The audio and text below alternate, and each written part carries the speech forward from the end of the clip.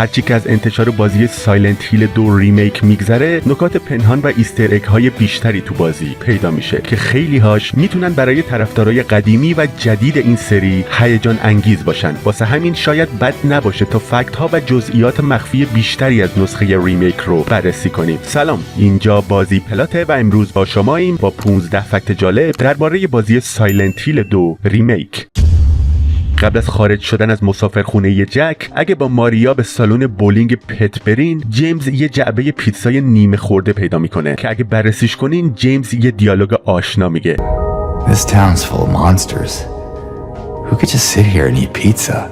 این دیالوگ در واقع ارجاعیه به مکالمه بین جیمز و ادی توی سایلنت هیل 2 اصلی. تو نسخه اصلی جیمز به ادی فشار میاره تا بهش تو پیدا کردن لورا کمک کنه، اما ادی بی‌اعتنایی میکنه و به خوردن پیتزاش ادامه میده. جیمز از خونسردی ادی توی شهر پر از هیولا تعجب میکنه. تو نسخه ریمیک یه صحنه مشابه توی سالن سینما وجود داره، اما ادی داره به جای پیتزا بستنی میخوره.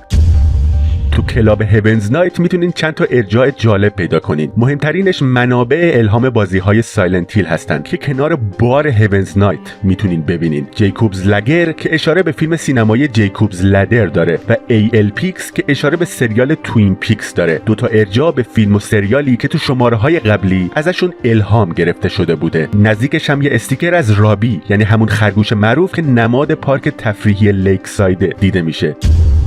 تو صندوق اشیاء گمشده کلاب هیونز نایت وسایلی مثل کیف پول، انگشتر و عینک آفتابی پیدا میشه. اگه به عینک آفتابی توجه کنیم، ممکنه اشاره به سیبل بنت، پلیس سایلنت هیل 1 باشه که تو سکانس ابتدایی اون بازی عینک آفتابی زده. انگشتر هم ممکنه مربوط به جیمز باشه، چون تو سکانس آغازی میبینیم که انگشترش تو انگشتش نیست. تو ساختمون انجمن تاریخی شهر سایلنت هیل یه نقاشی از کشتی بخار لیدل بارونس دیده میشه. این کشتی تو نوامبر 1918 تو دریاچه تولوکا غرق شد و 14 نفر از سرنشیناش به همراه کشتی غرق شدن. جالبه که بدونین تو بازی سایلنت هیل آرکید کشتی لیدل بارونس یه نقش کلیدی تو داستان بازی داره. کاراکترهای این بازی یعنی اریک و تینا و گروهشون از دانشگاه به سایلنت هیل میرن تا راز این سفر دریایی و غرق شدن کشتی رو کشف کنن. وقتی در حال جستجوی قسمت‌های غربی و جنوبی شهر هستین، ممکنه به یه اتوبوس بر بخورین که روش نوشته اتوبوس مدرسه سایلنت هیل. این اتوبوس ممکنه اشاره‌ای به مدرسه ابتدایی میدویچ داشته باشه، یعنی همون مدرسه‌ای که تو بازی سایلنت هیل 1 می‌دیدیم. اتفاقاً یه اتوبوس شبیه به این اتوبوس هم نزدیک مدرسه ابتدایی میدویچ میتونستیم ببینیم. وقتی دنبال قطعه های پازل جوک باکس هستین تا کلید آپارتمان های وست ساید رو پیدا کنین، به یه آپارتمان قدیمی به اسم آپارتمان های ساول استریت میرسین. تو یکی از واحدها یه سوراخ عجیب تو دیوار دستشویی میبینین. خیلیا فکر میکنن این سوراخ اشاره‌ای به سایلنت هیل 4 داره، چون هنری شخصیت اول اون بازی تو دستشویی آپارتمانش یه حفره مشابه پیدا میکنه. نکته جالبش اینه که نه فقط خود حفره توی دستشویی، بلکه فضای کلی دستشویی و حموم هم به دستشویی و حموم واحد 302 هنری شباهت داره. تو منطقه‌ای از شهر به نام ساوت ویل یه رستوران فست‌فودی به اسم هپی برگر می‌بینیم. این رستوران در واقع یه جورایی اشاره به رستوران‌های معروف برگر کینگ تو دنیای واقعی داره. این رستوران قبلا تو بازی سایلنت هیل 3 هم دیده شده بود، یعنی اونجایی که هیدر میسن شخصیت اول سایلنت هیل 3 تو همون قسمت‌های ابتدایی بازی تو این رستوران از خواب بیدار می‌شد. البته تو بازی‌های دیگه سایلنت هیل هم فست‌فودهای دیگه‌ای وجود داره، مثلا کونامی برگر یا کوین برگر تو بازی سایلنت هیل 1. بعد از دیدن کاتسین ابتدایی بازی، اگه جلوتر برین یه ون سفید پارک شده پیدا میکنین که جلوی ورودی مسیر جنگل پارک شده. این ون به احتمال زیاد باید متعلق به ادی دومبراسکی باشه، یعنی یکی از شخصیت‌های اصلی سایلنت هیل 2. با اینکه خود ادی در مورد این ماشین چیزی نمیگه، ولی شواهد نشون میدن که این ون مال ادیه. درون ماشین خیلی به هم ریخته است. مثلا یه لیوان نوشابه بزرگ روی داشبورد افتاده که این به شخصیت ادی میخوره، چون خیلی ریخت و پاش داره، مخصوصا تو غذا خوردن، و اینو میتونیم در طول بازی ببینیم. یه نشونه دیگه هم تو اینتروی بازی اصلی سایلنت هیل 2 به چشم میخوره. تو اون اینترو ادی و لورا رو میبینیم که کنار یه ون سفید دارن حرف میزنن و ادی رو زمین به ون تکیه داده. در انتهای بزرگراه ابتدای بازی یه حصار آهنی بزرگراه رو بسته که این حصار نمیذاره از تونل رد شین. روی این حصار عبارت ویلکام نوشته شده که چند تا از حروفش افتاده، حروف L و E. این تابلوی خوش آمدگویی داستان جالب داره. تو نسخه بتای سایلنت هیل 2 اورجینال که اسمش سایلنت هیل 2 نسخه 0-10 بوده، یه سری از حروف کلمه ویلکام افتاده بوده، با این تفاوت که اگه اون حروف رو زمین افتاده رو اضافه می‌کردین، کلمه ویلکام به جای یه L 2 تا L داشت و آخرش هم حرف E نداشت. اما تو نسخه نهایی بازی اورجینال این اشتباه رو درست کردن.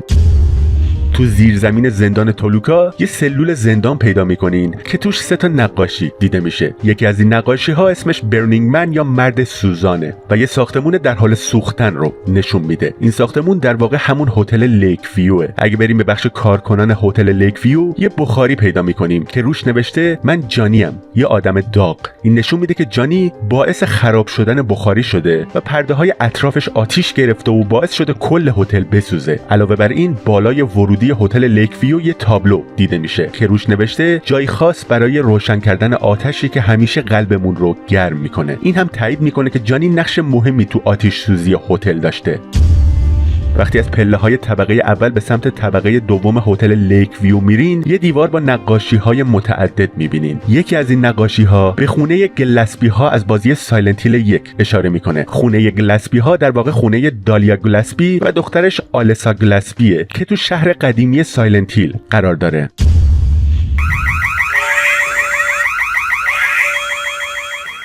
درون داروخانه گرین یا گرین فارمسی میتونین یه رسید روی پیشخوان ببینین که اسم 4 تا دارو توش لیست شده: ریلومید، برلومین، زالپرزاناکس و آیمد نیلمید. هرچند اسامی این داروها ساختگیان، اما بر اساس داروهای واقعی ساخته شدن و برای درمان اختلال اضطراب و سرطان استفاده میشن که این به بیماری نامعلوم مری و احتمال اینکه جیمز مجبور بشه با مشکلات سلامتی مشابهی روبرو بشه اشاره میکنه. جالب اینجاست که گای سیهی بازیگر نقش جیمز تو نسخه اورجینال اعتقاد داره که بیماری مری ممکنه سرطان پوست به خصوص ملانوما بوده باشه. این جزئیات همراه با لیست داروها عمق بیشتری به شخصیت مری و وضعیت غم انگیزش اضافه میکنه.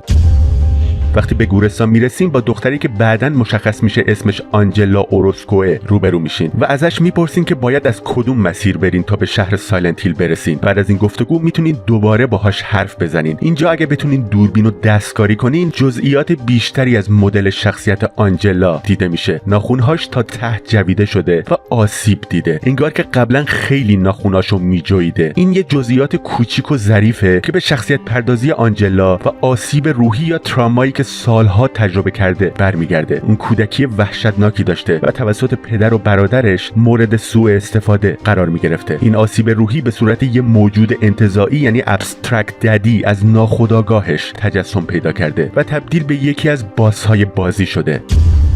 ماساهیرو ایتو طراح مانسترها و باس‌های بازی توی یه توییت گفته که حتی با اینکه خودم طراحی اولیه ابسترکت ددی یعنی پدر آنجلا رو انجام دادم، ولی دیدن این موجود و بازسازی داستان آنجلا در قسمت مبارزه با ابسترکت ددی تو نسخه ریمیک سایلنت هیل 2 از لحاظ روحی حس بدی بهم داد، خیلی بد. سلام، اینجا بازی پلاته و امروز با شماییم با 10 باس فایت چالش برانگیز سری رزیدنت ایول. مبارزه با فرم نهایی دکتر ویلیام برکین که در تولید و گسترش ویروس جی نقش زیادی داشته، یکی از قسمت‌های سخت بازی رزیدنت ایول 2 ریمیکه، مخصوصا تو سناریوی کلیر. در درجه‌های سختی بالاتر که مهمات و آیتم‌های بازیابی سلامتی کمتری در اختیار دارین، چالش این مبارزه میتونه بیشتر هم